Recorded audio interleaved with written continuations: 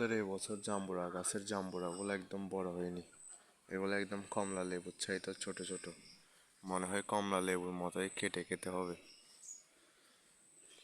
আমাদের এই জাম্বুরাগুলো একসময় অনেক বড় ছিল, মানুষের নজর লেগে এখন ছোট হয়ে গেছে, একদম কমলা লেবুর সাইজ। পেঁপে গাছটাতে দুই মুখো হয়ে অনেক গোলায় পেঁপে ধরছে। তো এবছর মনে হয় পেঁপে দিয়ে সব কিছু খাওয়া লাগবে। পেঁপের তরকারি, পেঁপের নাস্তা, আর পেঁপে, পাকা পেঁপে, কাঁচা পেঁপে।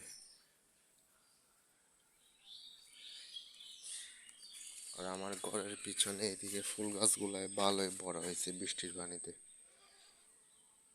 জায়গা থাকলে হয়তো আরো উঁচু হইতো, এগুলো টিনের জন্য উঠতে পারতেছে না। গাছগুলা প্রতি বছর মারা যায় বা কেটে ফেলে আব্বু।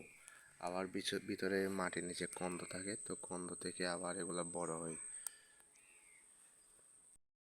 এগুলা খেয়ে দিয়ে এখানে ডানা শুকাইতে দিছে, ওরা ভিজে গেছে। আর এখানে যে ভূমিকম্প হয়েছে, কলা গাছ ভেঙে পড়ে গেছে একসাথে দুইটা। আর আমাদের একটু বৃষ্টি হলে মেহেদি গাছটা ঝুঁকে পড়ে, অনেকটা ঝুঁকে গেছে মাটির সাথে। ব্যস্ততার জন্য কাটা হচ্ছে না, নাইলে এটা বড় বড় যেগুলো ঝুঁকে গেছে ডালপালা দুইটা কেটে দিলে হয়তো আবার নতুন করে গজাইতো। আর আমার এই চীনা হাঁসটা যেটা ডিম দিচ্ছে, এটা তেমন খাওয়ারও খায় না, গোসল করতেছে।